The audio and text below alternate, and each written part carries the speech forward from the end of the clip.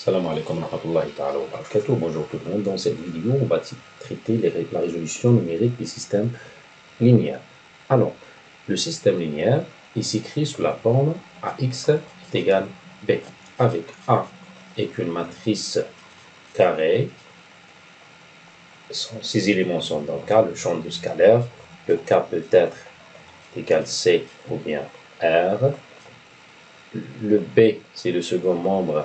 C'est un vecteur de Kn, donc à valeur, ou bien des composantes réelles ou complexes. Et le x, c'est le vecteur inconnu.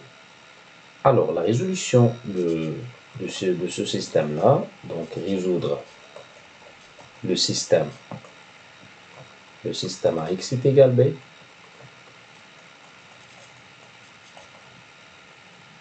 c'est équivalent à trouver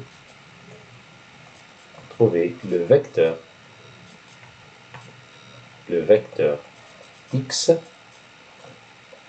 vérifiant la relation, ou bien vérifions le système, tout simplement. AX est égal B. Ce système, on peut le noter, le système A. Le système A est équivalent au système suivant. C'est la forme ponctuelle. Ça, c'est la forme matricielle. Donc, le système AX est égal B. On peut l'écrire sous la forme suivante. Donc, c'est la somme, c'est la forme suivante. Donc, c'est la somme de AIJ, XJ est égal BI. Ici, le J allant de 1 jusqu'à N c'est à compter, bien sûr, et le I allant ici de 1 jusqu'à N. Pour assurer l'existence et l'unicité de ce vecteur X, il est simplement de vérifier que la matrice A est inversible, il y a la matrice est une matrice régulière, c'est-à-dire l'existence et l'unicité de la solution X. Donc tout simplement, si la matrice A régulière, donc c'est une matrice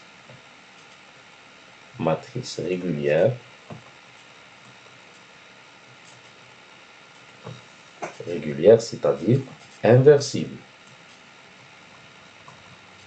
ou bien tout simplement le déterminant de A différent de 0. Donc, si A est une matrice régulière inversible, on a, donc ça c'est une équivalence, donc la matrice A régulière, c'est-à-dire le vecteur X existe et est unique. Et finalement, je peux calculer X de la manière suivante. Puisque AX est égal B, la matrice est inversible, je vais multiplier par A-1 à gauche, par la matrice A-1 ici, A-1. On obtient A-1 fois A, c'est la matrice identité. Donc automatiquement, le vecteur X est donné par la forme A-1 est égal B. On a obtenu le X. Mais le problème qui se pose, dans la majorité des cas, le calcul de A-1 est vraiment compliqué ou bien nécessite beaucoup d'opérations. À ce moment-là, il faut penser d'autres méthodes pour calculer la solution. La méthode la plus fondamentale, c'est la méthode de Cramer. Se base sur le calcul des déterminants, mais il y a plusieurs méthodes. On va les citer un par un. Alors, la méthode la plus classique s'appelle méthode de Cramer. Si la solution existe, la solution est donnée par la forme suivante. Donc, le vecteur x, c'est égal x1, x2, jusqu'à xn transposé. Donc, c'est un vecteur linéaire transposé, il devient un vecteur colonne. Le xi est donné par la formule suivante. Donc, c'est déterminant de AI sur déterminant de A. Puisque la solution existe, la matrice est inversible, le déterminant de A différent de 0. Et le déterminant de AI, on va expliquer comment obtenir la matrice AI. Ici, le I allant de 1 jusqu'à N. La matrice AI, c'est la matrice obtenue en remplaçant, donc c'est exactement la matrice A, donc à l'intérieur c'est la matrice A, mais en remplaçant le vecteur, la colonne I, par le vecteur, le second membre B. Par exemple, pour calculer x1, je veux calculer le déterminant de A1 sur le déterminant de A. C'est quoi A1? La matrice A1 est obtenue en remplaçant la première colonne par le vecteur B, B1, B2 jusqu'à Bn. Le x2, je remplace la deuxième colonne et ainsi de suite jusqu'à la dernière colonne.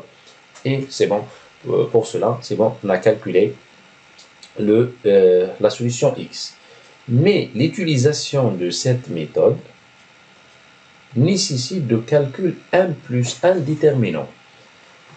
C'est-à-dire, je calcule le déterminant de A plus les déterminants de AI. Et le I allant de 1 jusqu'à N. Donc ici, nous avons un déterminant et un déterminant. Donc, totalité, il faut calculer 1 plus 1 déterminant. Et ça, vraiment, n'est pas pratique. Si la taille de la matrice est grande, on ne peut plus, même si on utilise un ordinateur puissant pour un taux de calcul plus élevé, on ne peut plus travailler, on peut plus utiliser cette méthode si la taille du système dépasse par exemple des équations en plus. À ce moment-là, on va essayer de trouver ou bien de chercher d'autres méthodes pour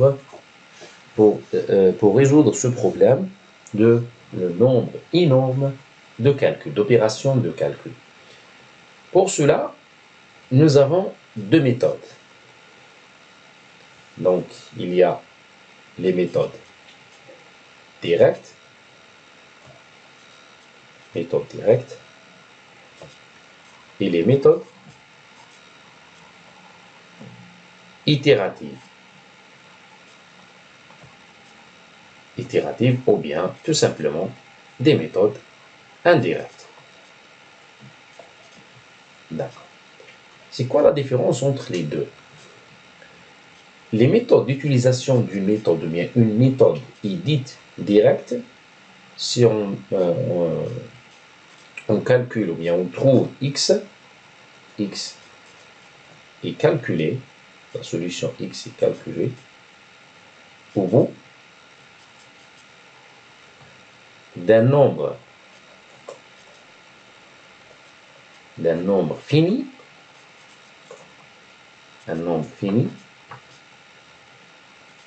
d'opérations de calcul. C'est-à-dire, le x, l'utilisation de la méthode directe, je trouve x d'une manière exacte, c'est-à-dire l'erreur, bien sûr, différente de 0 pour cette méthode, bien sûr, si on utilise des valeurs exactes. La méthode itérative, le principe de base est construire une suite des vecteurs xk par exemple, en espérant que la suite xk converge vers la solution exacte du système. Parmi les méthodes directes, nous avons la méthode de Gauss, bien s'appelle aussi la méthode de pivot. Il y a aussi la méthode de Gauss, c'est une amélioration Gauss-Jordan. Il y a aussi la décomposition les deux décompositions. Donc nous avons la décomposition de Doletel et Croûte, donc c'est la décomposition LU. Et on a aussi la décomposition de Cholesky de LLT. LT, c'est la transposée de la matrice L. On va voir dans la suite comment utiliser les méthodes et le principe de base, et ainsi de suite. Parmi les méthodes itératives, le problème tout d'abord qui se pose, comment construire la suite des vecteurs, la suite xk. Si on arrive à construire une telle suite, on a un problème de convergence. Est-ce que xk converge? Si la matrice c'est bon, elle est construite, elle est bien définie, elle converge, est-ce que xk converge? La suite converge vers x. Et finalement, quelle est l'erreur? L'erreur commise. Donc la différence principale entre les deux méthodes, les méthodes directes nous donnent une solution exacte et les méthodes indirectes ou bien les méthodes itératives nous donnent une solution approchée. Donc on va étudier l'erreur et la convergence et le nombre d'itérations et ainsi de suite. Commençons par la première méthode. C'est la méthode de Gauss, ou bien la méthode de pivot. Méthode de Gauss. Tout d'abord, le principe de base de la méthode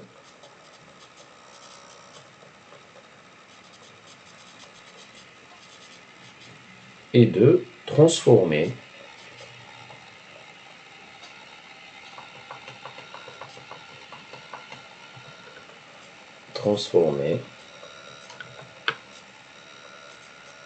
le système à x est égal b vers un autre système.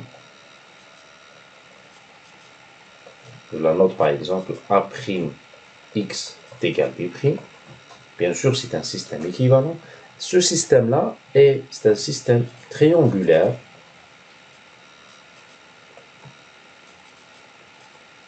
supérieur ou bien inférieur. Parce que la résolution d'un système triangulaire supérieur ou bien inférieur, c'est très simple par rapport à un système complet. Alors, qu'est-ce que ça veut dire ça? Pour cela, on suppose que la matrice est inversible, c'est-à-dire la solution existe. Pour cela, nous avons le système, on pose A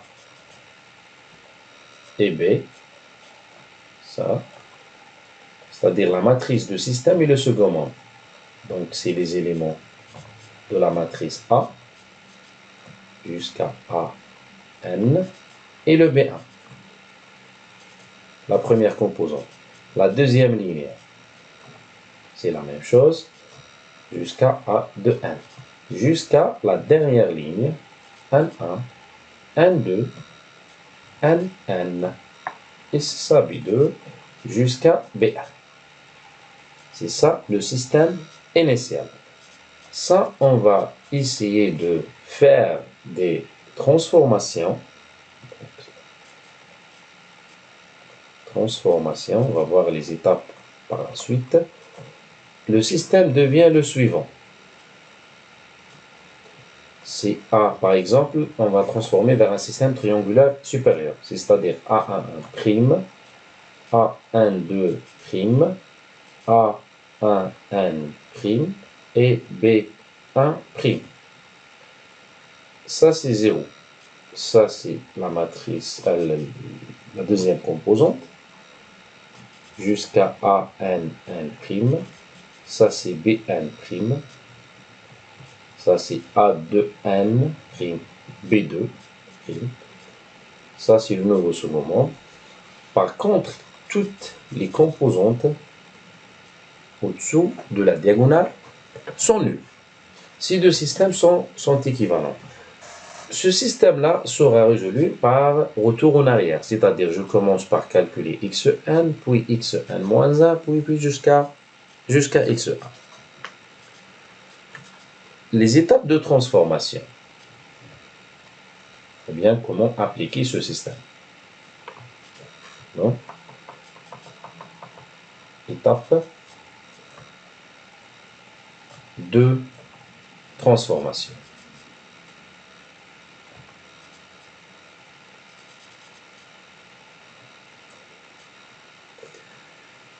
L'initialisation, on pose A1 et B1.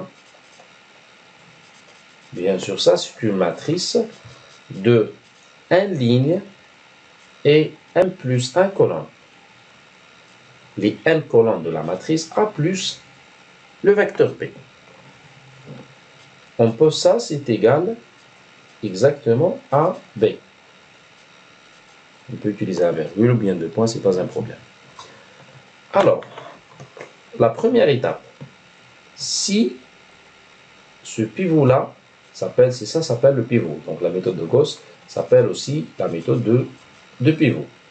Si la première composante à l'étape 1, c'est exactement ça, différente de 0, on applique les affectations suivantes. C'est-à-dire, la première ligne suivante sera maintenue, c'est-à-dire c'est la première ligne précédente. C'est-à-dire cette ligne reste invariante. Et à partir de la deuxième ligne jusqu'à n, la ligne c'est-à-dire avec le second membre aussi bien, la deuxième ligne, à partir de la deuxième jusqu'à la nème ligne, sera calculée par la relation suivante.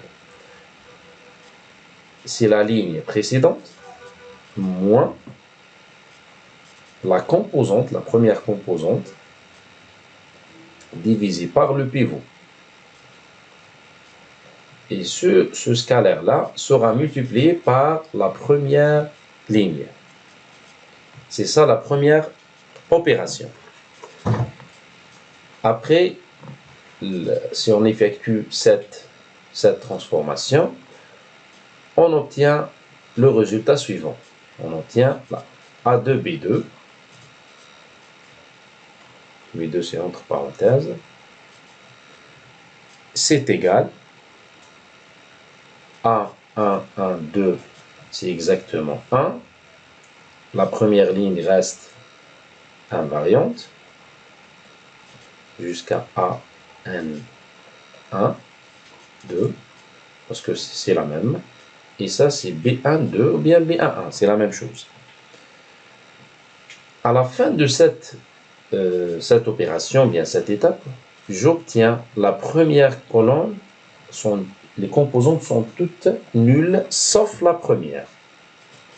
Ça, c'est A2, 2, 2, A2N, 2, B2, 2, jusqu'à BN, 2. Ici, c'est ANN, 2. 2, c'est-à-dire, c'est l'étape 2. C'est ça la première étape. Maintenant, si le pivot est égal à 0, qu'est-ce qu'on va faire? Si la première composante à l'étape 1 est égale à 0, on cherche une ligne P, donc on cherche ligne L d'indice par exemple P, le P entre 2 et N, tel que la première composante différente de 0. Puis, on permute. On permute L1, la première, et la PM ligne, on applique la même procédure. C'est ça la première étape.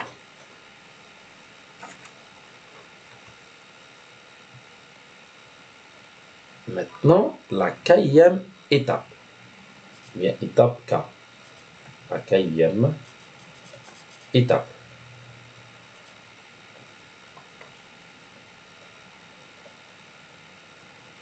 Si le pivot toujours c'est sur la diagonale, différent de 0, on applique les affectations suivantes.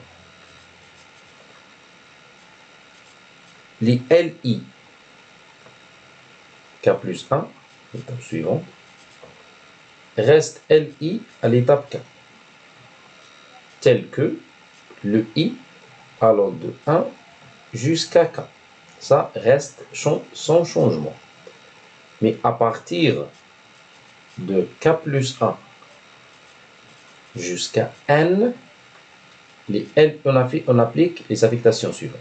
Donc, LIK plus 1, c'est le LI précédent moins AIK à l'étape K bien sûr, divisé par le pivot et multiplié par LK à l'étape K. Si le pivot à cette étape est égal à 0, toujours c'est la même méthode, on cherche une ligne LP, bien sûr le P appartient à K plus 1 jusqu'à N, tel que le A PK différent de 0, puis on permute LK et LP et on applique la même procédure. À la fin de ces étapes, on obtient une matrice sous la forme, je vais la mettre par exemple A'B', c'est une matrice triangulaire supérieure. C'est-à-dire une matrice écrite sous la forme A1 à l'étape N. En fait, cette étape, la première ligne est la même avec la première, et la même avec l'initiale. N de N jusqu'à AN, N, pardon, AN, N et B1, N. Ça, c'est la diagonale A2 de N jusqu'à A2 N, N et B2 N. La diagonale jusqu'à la dernière composante est Bn, N, mais toutes les autres composantes sont nulles. Dans ce cas, le système AX est égal B, AX est égal B, c'est équivalent au système A'X est égal B', et ce système-là sera résolu par retour en arrière. Pourquoi? Je commence par la dernière composante pour calculer xn, donc c'est la dernière ligne fois le vecteur x1 jusqu'à xn pour calculer xn, puis je calcule xn moins 1 et ainsi de suite. C'est-à-dire, je peux utiliser par exemple l'algorithme suivant. Donc xn c'est égal bn n ou bien bn', c'est la même chose, divisé par la n composante prime, ou bien n, c'est la dernière. Si je termine à calculer ça, je calcule xn moins 1. L'avant-dernière, à quoi est égal? C'est 1 sur n moins 1, c'est-à-dire c'est ça. Voilà. Multiplié par le bn moins 1, le second membre associé, moins A1 moins 1, n, xn qui est déjà calculé, ça c'est pris. Et ainsi de suite jusqu'à x1. Ça s'appelle la résolution par retour en arrière. Si on applique des affectations inversées, c'est-à-dire si je commence par le pivot, le dernier, dans ce cas, à la fin, j'obtiens une matrice triangulaire inférieure. Et la résolution se fait, je calcule x1, puis x2, jusqu'à x1. C'est ça le principe de base de la méthode de Gauss. Avant d'entamer la deuxième méthode, bien la méthode suivante, on va traiter quelques remarques.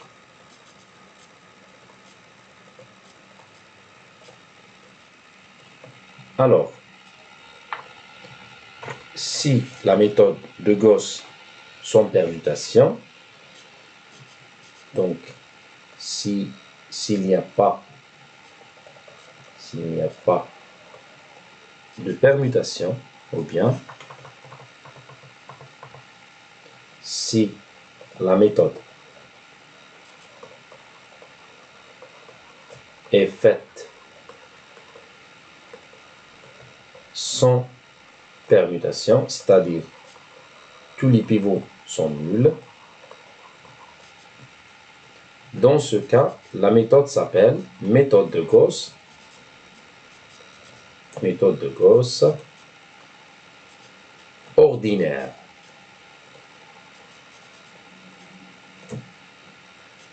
Deuxième remarque, la méthode de Gauss permet de calculer le déterminant de A de la manière suivante. Le déterminant de A, c'est égal à moins 1 puissance j fois le produit des éléments diagonaux. À l'état i, le i allant de 1 jusqu'à n. Et c'est quoi ce g-là? Le g, c'est le nombre de permutations. S'il n'y a pas de permutation, donc c'est-à-dire c'est le produit des éléments diagonaux. Et la dernière remarque, la méthode de Gauss nécessite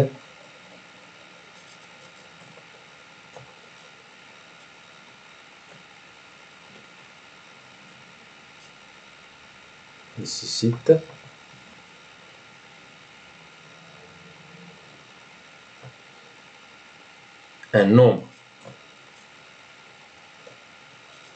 énorme d'opérations de calcul. Bien sûr, si le n est, si la taille du système est grande. La deuxième méthode qu'on va étudier s'appelle la méthode de Gauss-Jordan.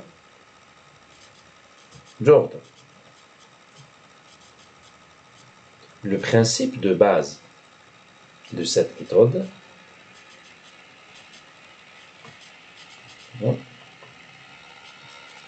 principe de la méthode est transformer le système AX est égal B.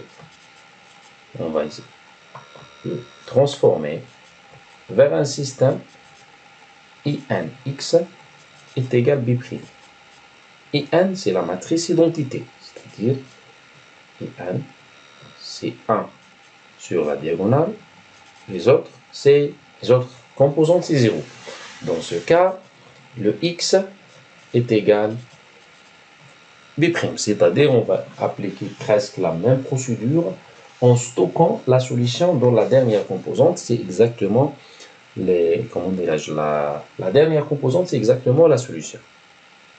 Alors, l'algorithme de transformation, presque c'est le même principe. On pose A1, B1, c'est égal la matrice A et le vecteur B. Donc, c'est une matrice de 1 ligne et 1 plus 1 colonne. Alors, la première étape, étape 1.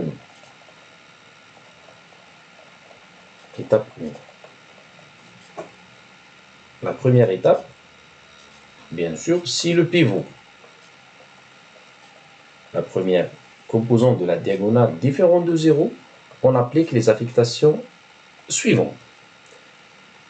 La nouvelle première ligne, c'est l'ancienne ligne, mais on va le diviser pour le pivot. Pourquoi? Pour avoir un 1 sur la diagonale. Parce que le but est d'avoir la matrice identité sur la diagonale. Et à partir de la deuxième ligne, ça, c'est égal la ligne précédente moins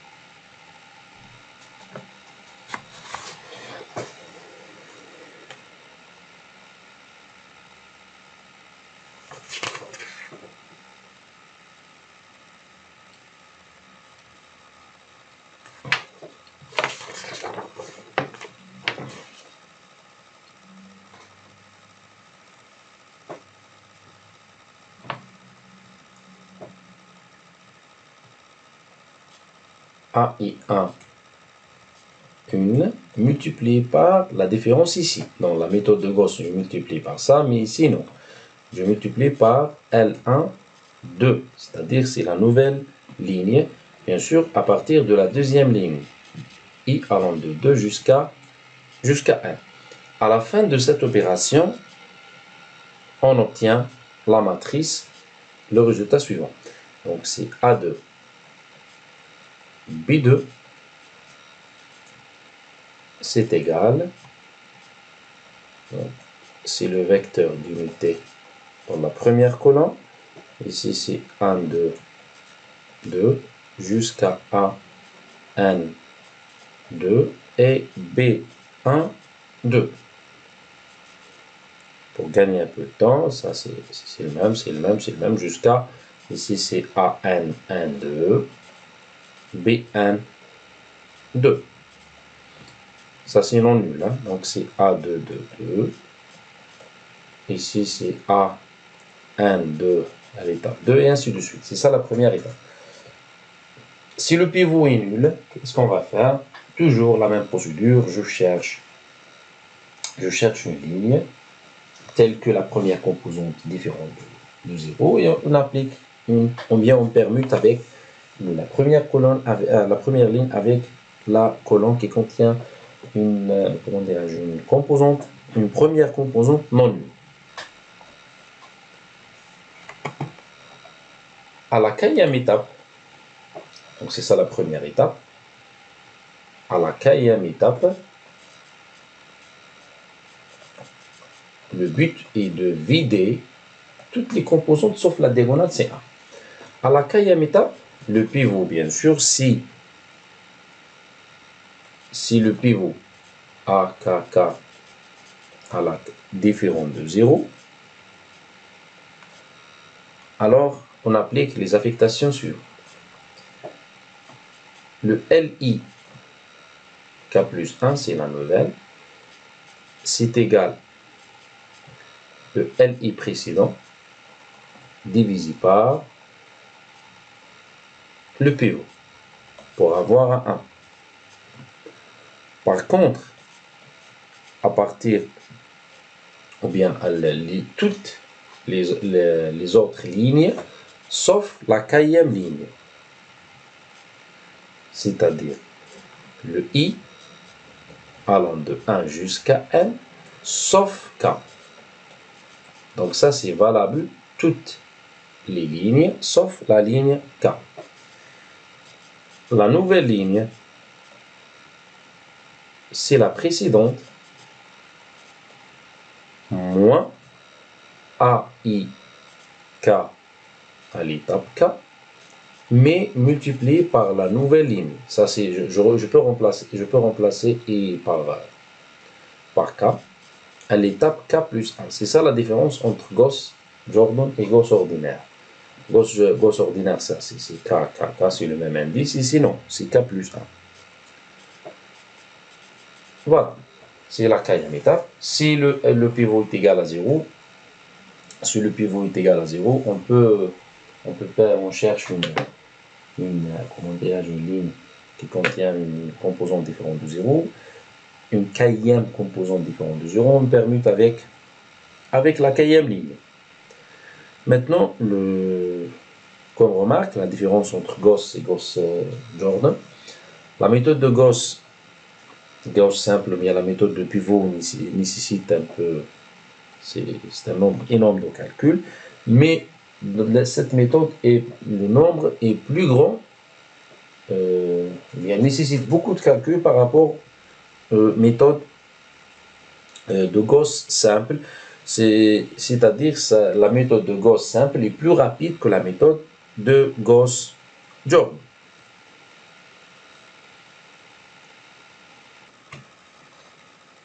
Comme remarque,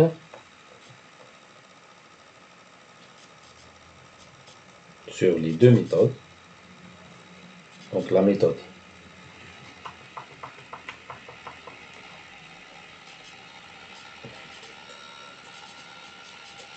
de Gauss est plus rapide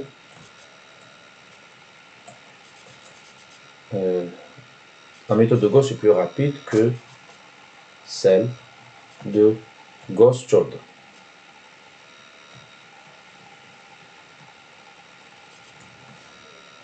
Deuxième remarque, il ne faut pas utiliser,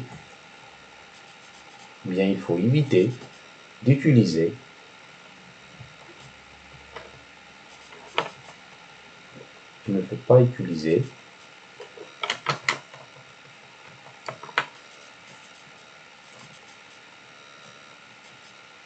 des pivots petites. Cela entraîne des erreurs parce que le pivot mal inversé, des erreurs énormes. Et peut-être, après le stockage de la machine, on peut avoir des solutions totalement fausses. Alors, parmi aussi la méthode suivante, parmi les méthodes directes, c'est la décomposition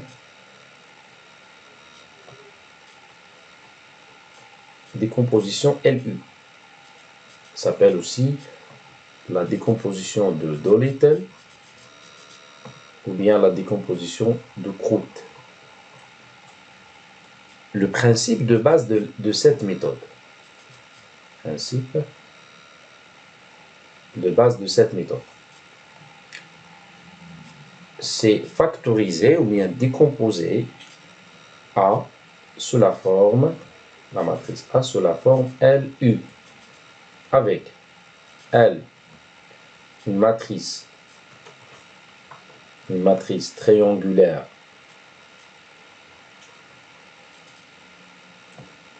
inférieure avec des éléments diagonaux, c'est égal à 1. Le I allant de 1 jusqu'à N. Et la matrice U, c'est une matrice triangulaire supérieure. Pour cela, la résolution de système AX est égale B, c'est équivalent de résoudre le système suivant. On va remplacer A par LUX est égal B. Ça, on pose ça, c'est égal Y. On obtient deux systèmes triangulaires. Alors, le LY est égal B. et le UX est égal Y. Ces deux systèmes-là sont simples à résoudre parce que ce sont des systèmes triangulaires. La question qui se pose maintenant, est-ce que on peut appliquer cette méthode sur toutes les matrices Alors, une condition pour avoir une décomposition de LU, on a le théorème suivant.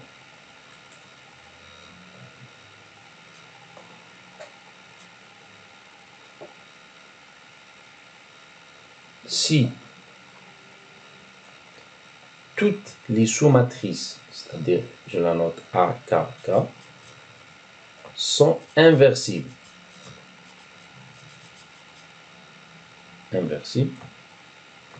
alors A admet une décomposition LU. Bien sûr, avec les LII est égal 1. Qu'est-ce que ça veut dire les sous-matrices? Voilà la matrice A. Il faut calculer le déterminant de cette matrice non nulle, ça aussi avec un seul élément, ça avec 4 éléments, avec 9, etc. C'est-à-dire, pour avoir une matrice admet une décomposition de LU, il faut que toutes les sous-déterminants sont non nuls ou bien les sous-matrices sont inversibles. Si l'un de ces matrices est inversible, on ne peut pas appliquer la méthode de Doolittle. La démonstration de ce théorème est très simple. Maintenant, comme remarque,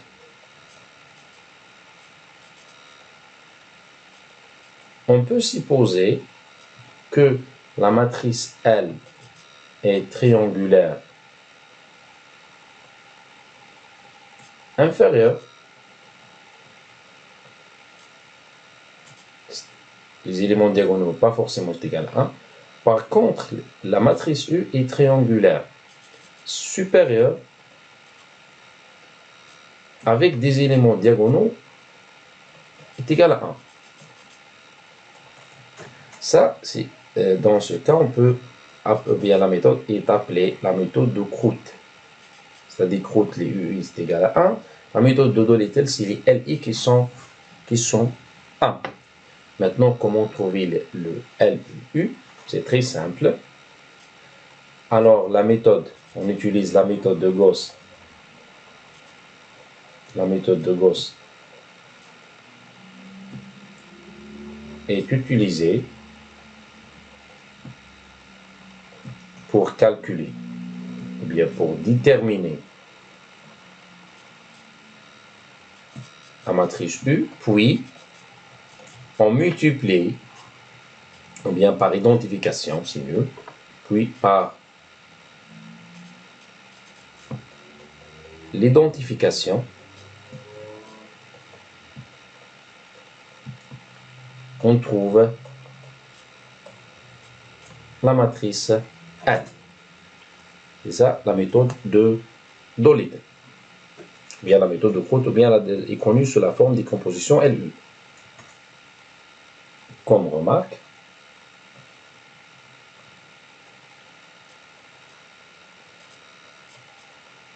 l'utilisation de cette méthode me permet de calculer le déterminant de A. C'est égal déterminant de LU. LU, c'est égal déterminant de L multiplié par le déterminant de U. Donc, ce sont des matrices triangulaires. Donc, ça, c'est égal le produit de LII, le I allant de 1 jusqu'à N.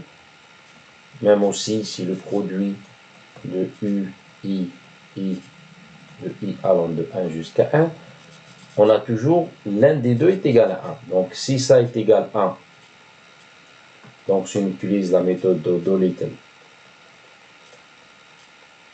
c'est-à-dire le déterminant de A, c'est le produit de II1. Voilà. Si on utilise la méthode de Groth, c'est-à-dire le U qui contient des 1 sur la diagonale, ça c'est égal au produit de LII. Cette méthode nous permet de calculer le déterminant. Comme deuxième remarque, on peut calculer bien cette méthode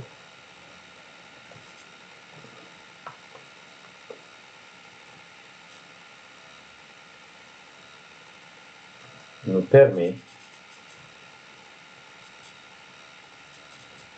de déterminer la matrice inverse A moins 1. En effet, on pose la matrice A moins 1, c'est égal les vecteurs suivants, c'est-à-dire le vecteur, notre vecteur 1, c'est la première colonne, ça c'est le V2 jusqu'à Vn. C'est ça les éléments, ou bien les colonnes qui définissent la matrice A-1. Alors on a, c'est clair que A fois A-1 est égal à la matrice identité. Ce produit-là, on peut l'écrire sur la forme suivante. Donc c'est la matrice A multipliée par, donc c'est la matrice A multipliée par les vecteurs V1, V2, V3, donc juste le vecteur VK ou bien VI est égal la matrice identité. La matrice identité, c'est égal, donc les éléments diagonaux sont égaux à 1, les autres c'est 0, donc c'est égal EK. C'est le vecteur d'unité. EK à quoi est égal?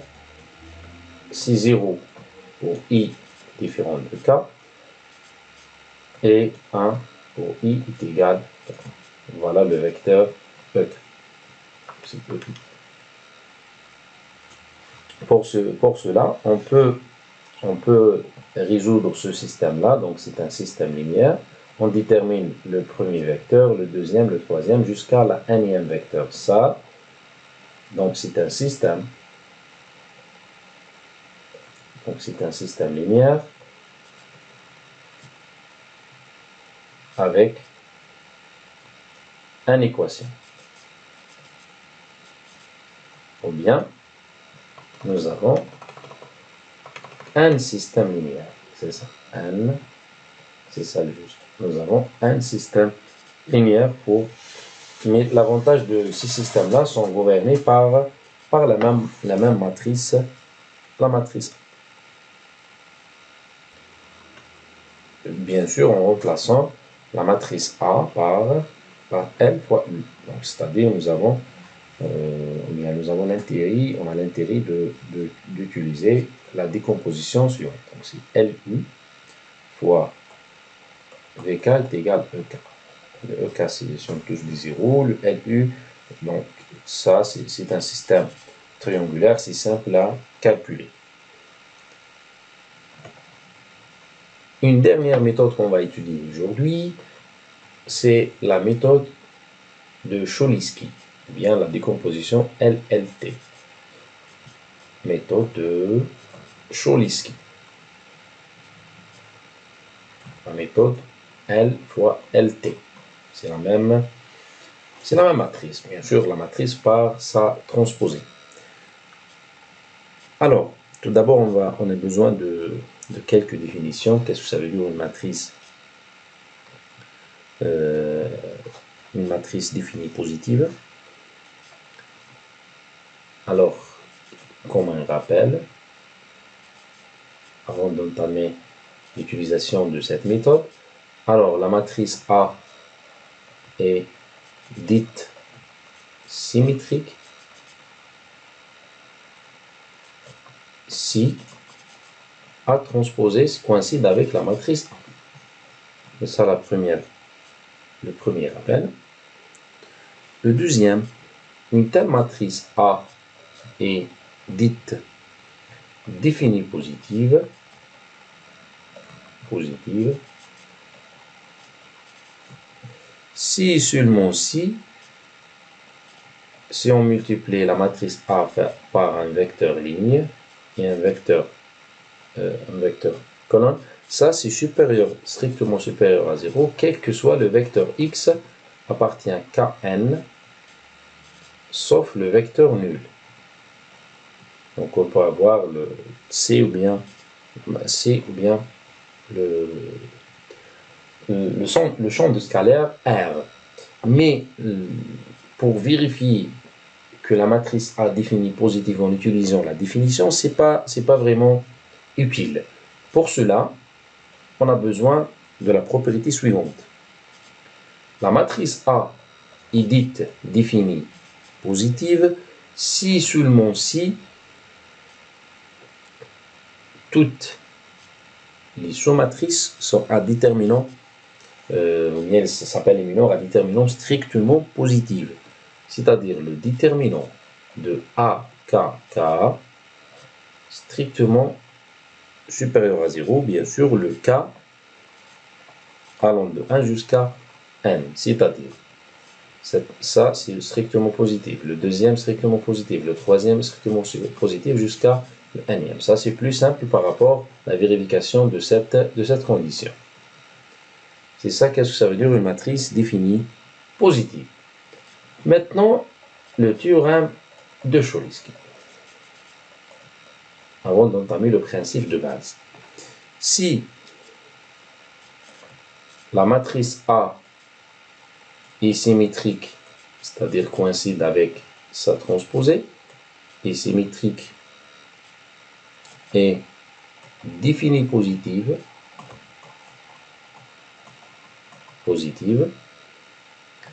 alors il existe au moins une matrice triangulaire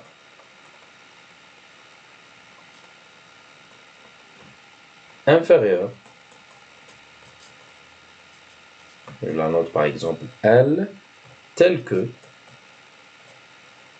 la matrice A s'écrit sous la forme L fois LT. De plus, si on suppose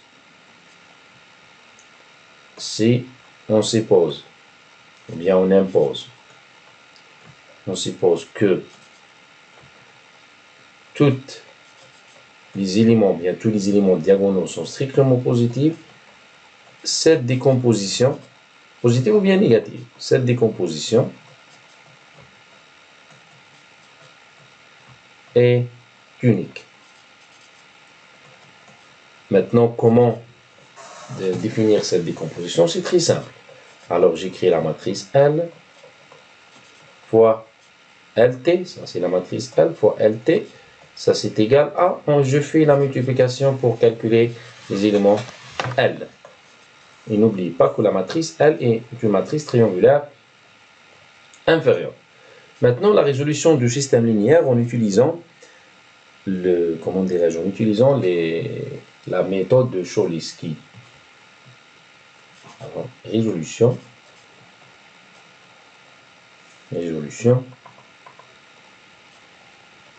du système.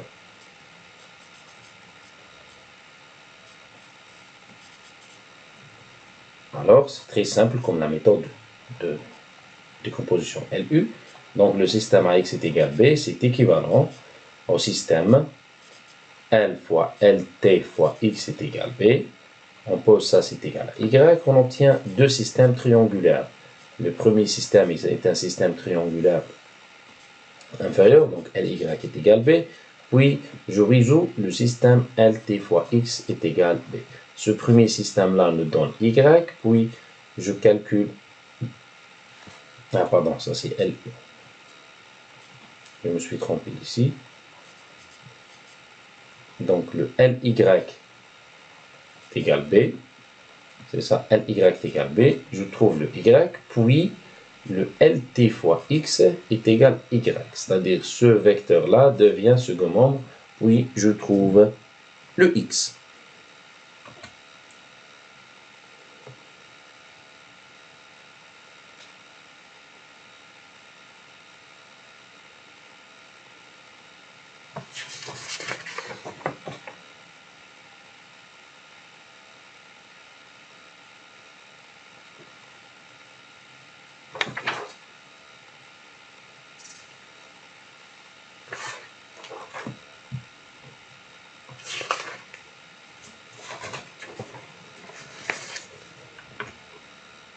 Alors, on n'a pas d'intérêt de citer l'algorithme de Cholesky parce que la méthode est très simple. Il suffit de faire la multiplication de la matrice L par LT.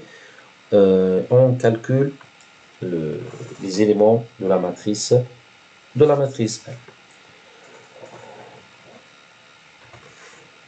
Il nous reste seulement quelques remarques.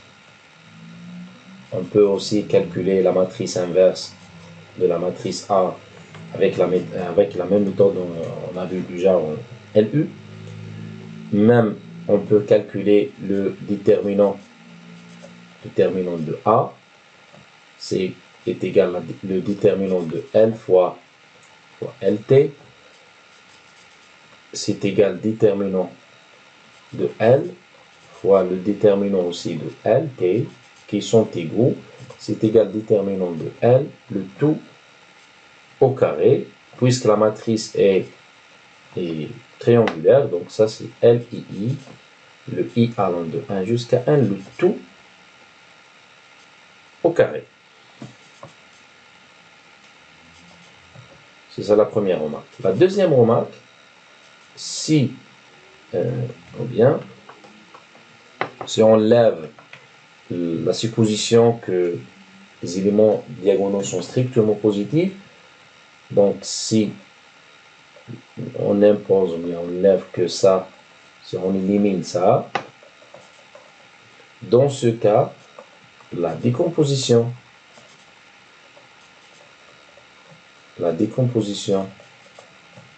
LLT n'est pas unique. Alors, pour assurer l'unicité, il suffit tout d'abord de supposer que les éléments diagonaux sont strictement positifs. Si on commence d'utiliser l'algorithme de Cholesky avant de vérifier que la matrice est définie positive, on arrive à des équations qui n'admettent pas de solution. Dans ce cas, la matrice automatiquement n'est pas symétrique définie positive. Maintenant, on est arrivé à terminer cette vidéo. On va continuer. La prochaine vidéo, c'est destiné pour les méthodes itératives. Salam alaikum.